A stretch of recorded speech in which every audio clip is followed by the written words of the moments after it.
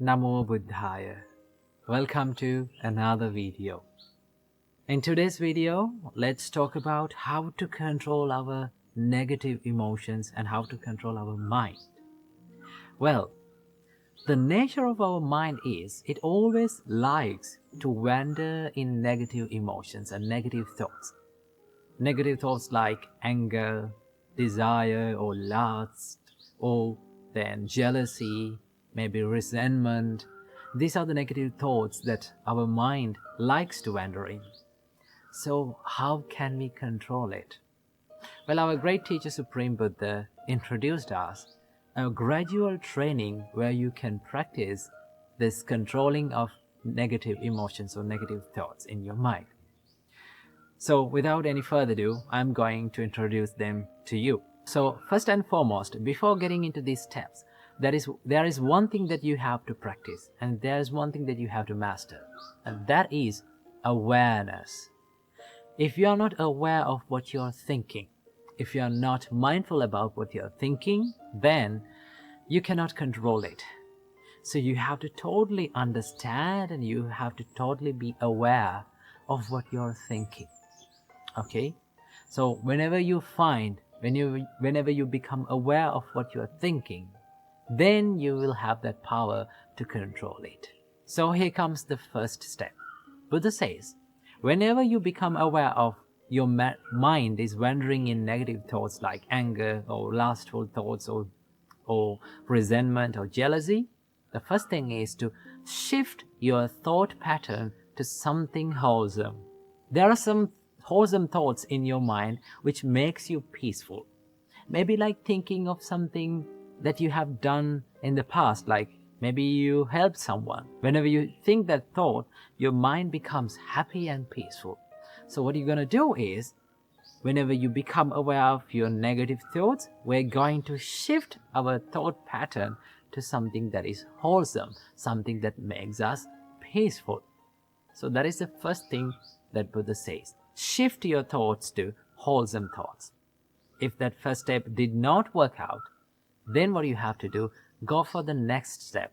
What is that? Buddha says, think about the disadvantages of thinking negative emotions, right? If you are constantly having angry thoughts, then you have to think, these thoughts are hurting myself and others. If I take actions according to these thoughts, it will hurt myself and the others. Remember, it may be a little thought of anger, but if it grow up, what will happen? It will be destructive. So what do you have to do? Think about the drawbacks or disadvantages of thinking these negative thoughts. Then, whenever you see these disadvantages, your mind will tend to stay away from these negative thoughts. Most of the time, we are not aware of these disadvantages. Okay? So what do you have to do?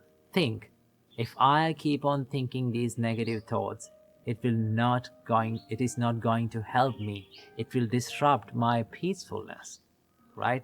That is the second step. Then as the third step, Buddha says, pay no mind, pay no attention. If the second step did not work out, go for the third step, to not to pay any attention to that thought, right? See, whenever we give so much attention to something, maybe a thought, it grows again and again, it grows more, right? For an example, if you became angry with someone and if you keep thinking about him again and again and becoming angry, that anger will grow more and more. So what do you have to do? We have to let the thought be a thought without paying much attention, right? When you just stay away from giving attention, then it will fade away from your mind. It's something like this.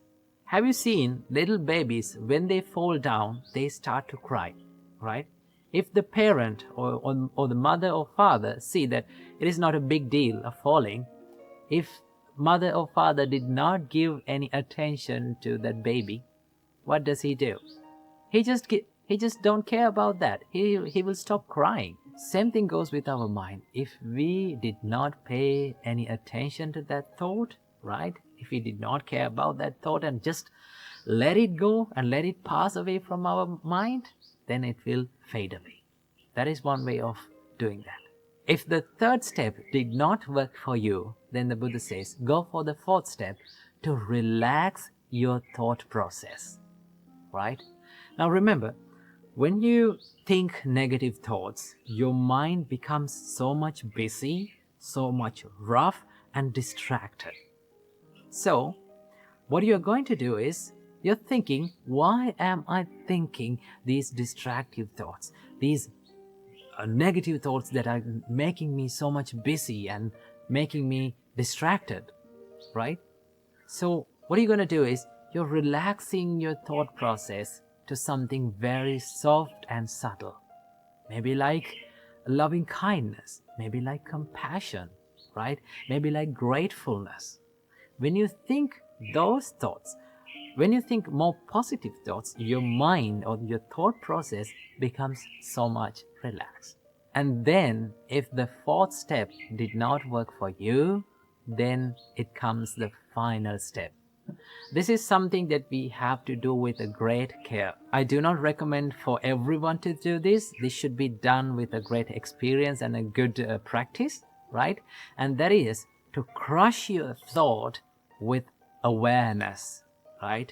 You have to be totally aware of your thinking pattern and have a good determination to your mind that I am not going to think these negative thoughts, right? But this should not be done by everyone, right? Some may be not good at this, right? If you keep on becoming aware and if you keep on forcing this mind, it will grow more and more these negative thoughts.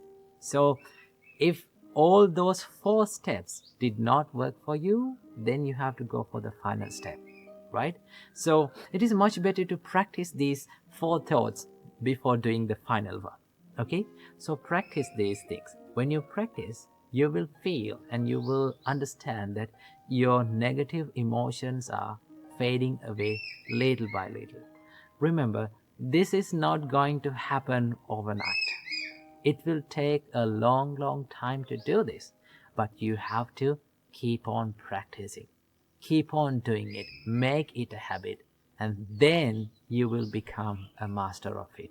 So practice this practice and make your mind a place where free from negative thoughts. Namo Buddhaya. Question: do you know about the green-eyed monster? The green-eyed monster is nothing but the jealousy that arises within our hearts.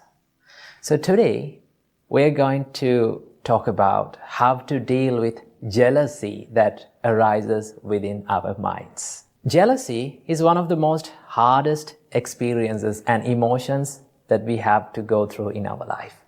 It is very hard to admit, and also it is very hard to remove from our hearts. So how can we deal with this jealousy? First of all, let's see why we feel jealousy. We often feel jealousy when we hear or when we see that someone is better than us.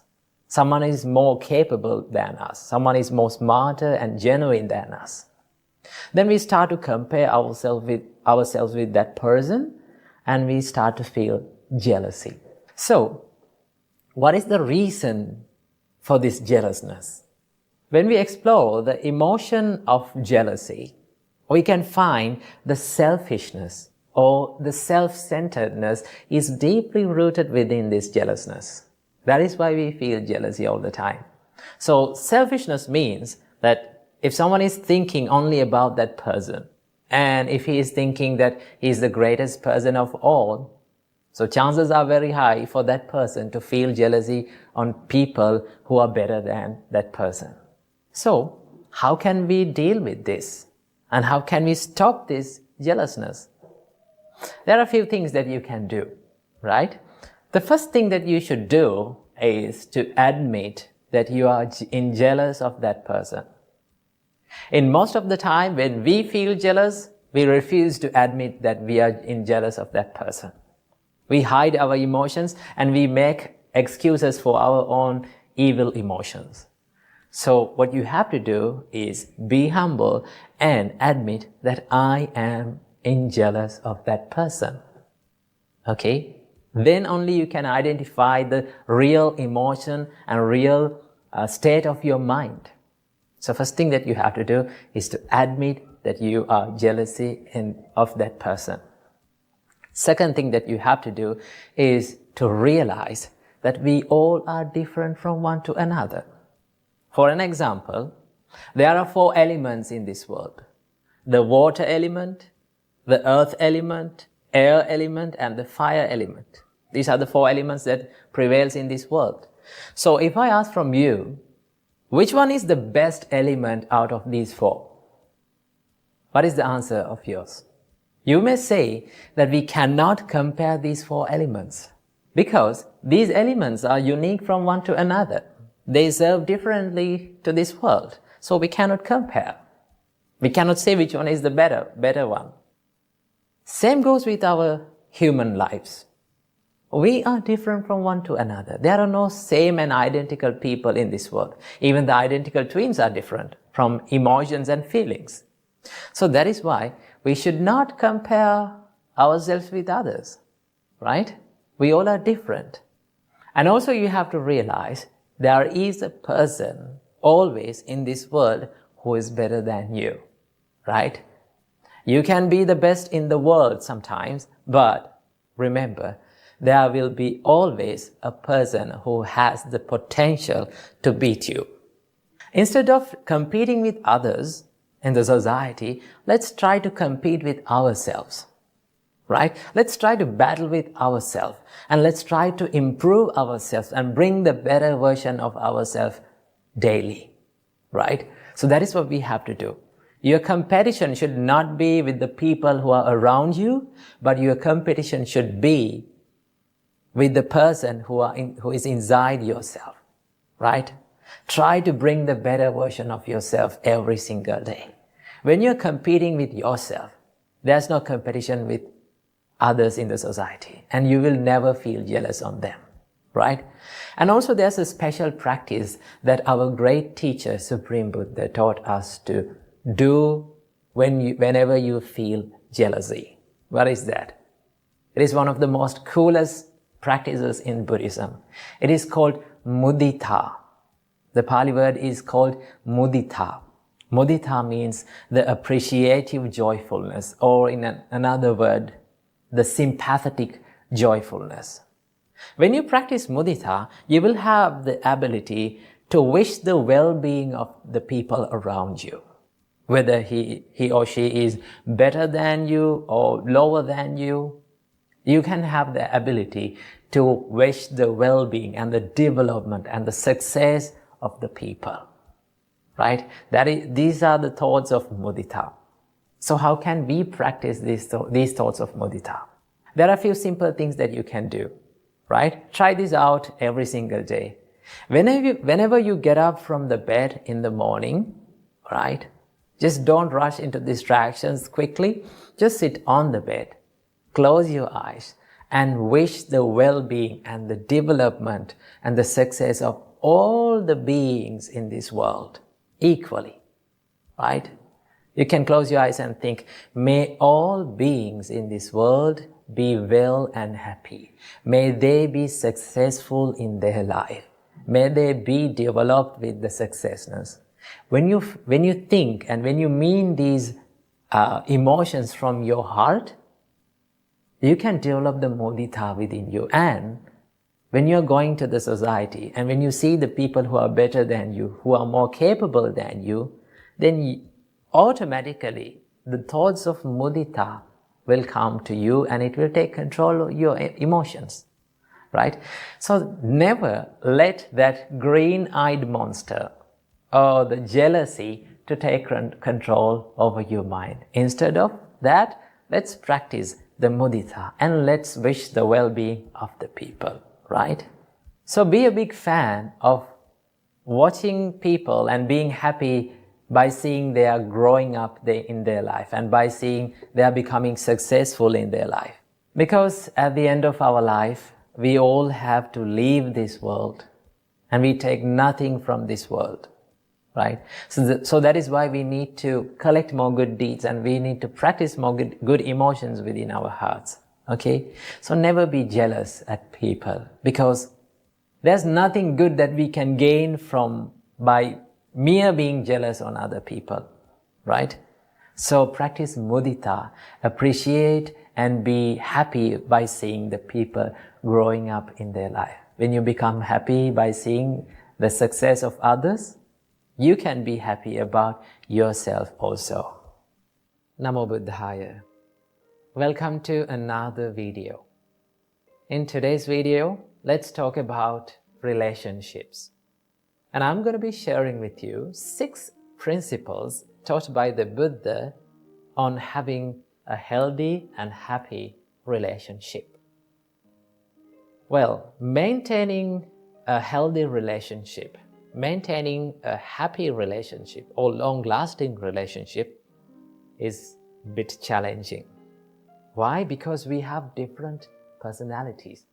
We are different from one to another, right? But we lose this ability to understand about this situation, this reality. What is the reality? The difference between each other. Sometimes we ask from the people, or we ask from our partners, why can't you think like me? Why can't you be like me? Why can't you act like me or behave like me? This is where we make many problems in relationships. But if we can realize the difference between one another, or if we can realize this reality, what is that? We are different from each other, then we can get the power of understanding.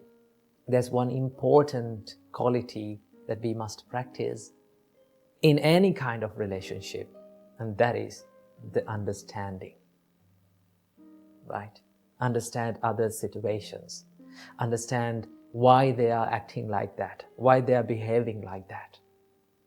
So, our great teacher Supreme Buddha taught there are 6 principles to practice.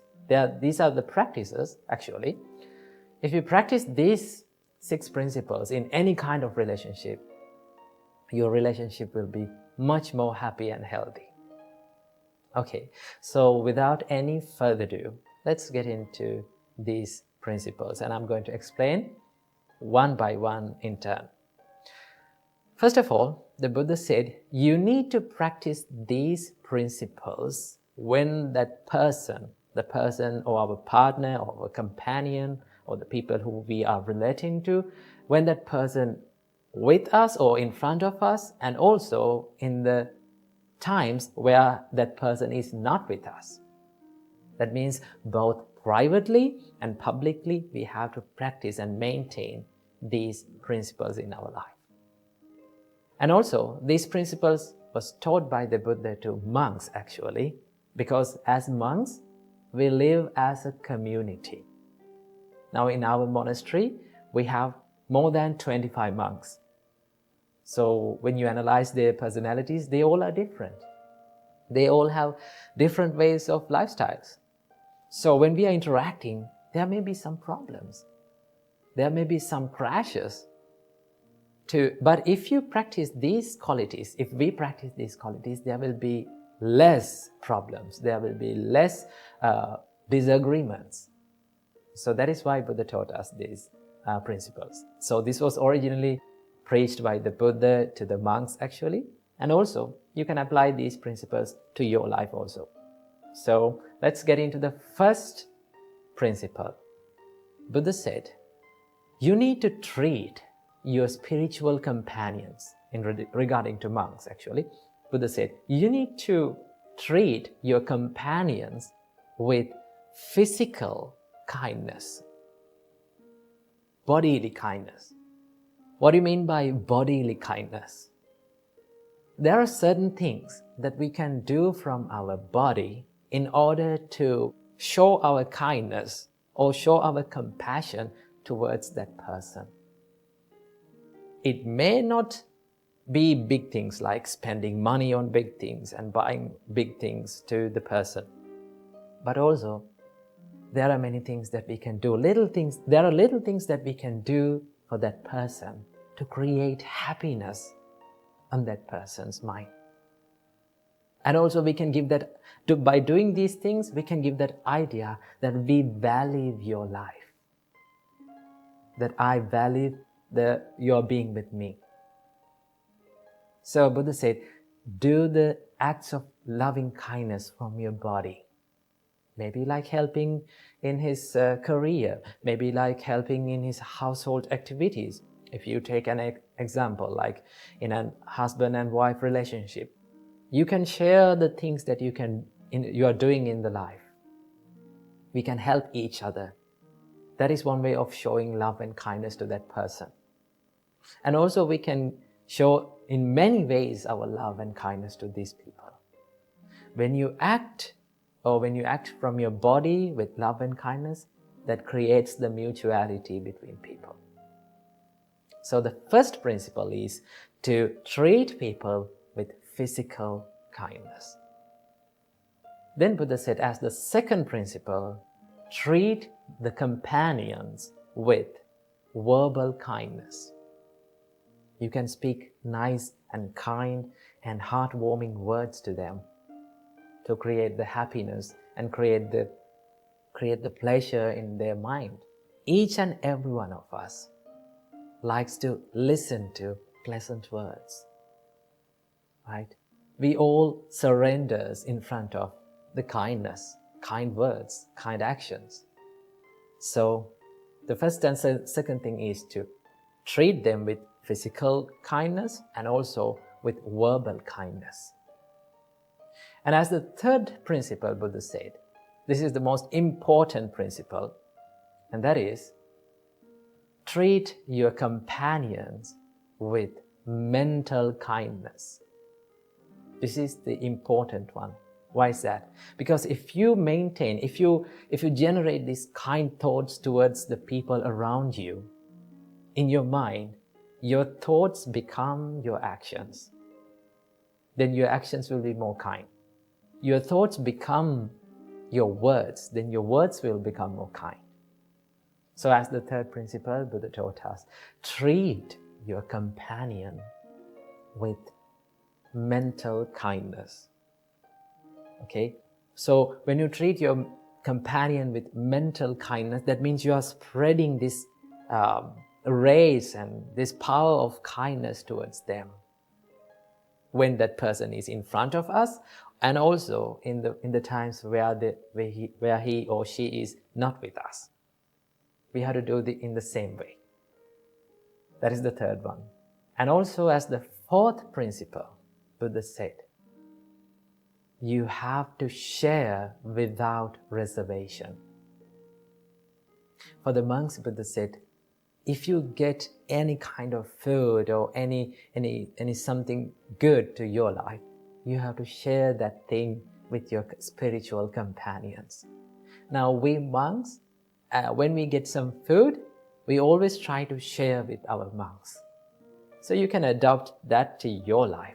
Whatever the things that you get, maybe like you had something very delicious food when you're working in a long distance place. And when you come home, or when you come to your partner, or when you come to that person, you can say, hey, I had this food, I had this delicious food. I need you to have that. That means you're sharing it. When you share without reservation, it creates the peacefulness and it strengthens the relationships. So sharing is one of the most key and important ingredients in relationships. And as the fifth principle, Buddha said, you have to be virtuous. What do you mean by virtuous? Now, in Buddhism, as normal people, in Buddhism, we practice 5 precepts. Buddhist people practice 5 precepts. Abstaining from killing beings, abstaining from stealing, abstaining from sexual misconduct, abstaining from telling lies, and abstaining from taking intoxicating drinks and drugs or alcohols. So these are the 5 precepts that lay people practice in Buddhism. So when you become more moral or virtuous, it creates the trust in people. Now there's in relationships, in normal relationships, in people, this third precept is very important. In third precept, it simply says you are not cheating your partner. That means it creates the trust and loyalty between the partner and in the relationship. In any kind of relationship, trust is the foundation. Without trust, there is no use of a relationship. So when you become more virtuous, you will create the trust and loyalty in the relationship. And as the sixth and the final principle, Buddha taught us, you have to have a common view in any kind of relationship. That means, if you can, in a relationship, if both the people, or if everyone work for one dream, work to achieve one goal, that creates the peace in this relationship. Now, as monks, Buddha said you have to have one dream or one goal in your life. There's only one purpose of becoming a monk, and that is to end the sufferings of this long cycle of rebirth and to be enlightened. When all the monks get together and work for that dream, then that will be so much easy to live with them, right? When someone is deviating from that path, that creates the problem, right? So in relationships also, if every one of us can work for one dream or to achieve one goal, then that will be more easy and more happy. So these are the 6 principles that we must practice in any kind of relationship. You can apply these principles to any kind of relationships, whether it is husband and wife, maybe like girlfriend and boyfriend, whether it is like parents and children, whatever the relationship is, you can apply these principles and make it more healthy and happy. So practice these principles, add them to your life, and make your life a better one. So I'm going to end this video with a nice quote that I've read. It says, all relationships go through bad times, but the real relationships get through bad times. So practice the principles and make your life a better one. Namo Buddhaya.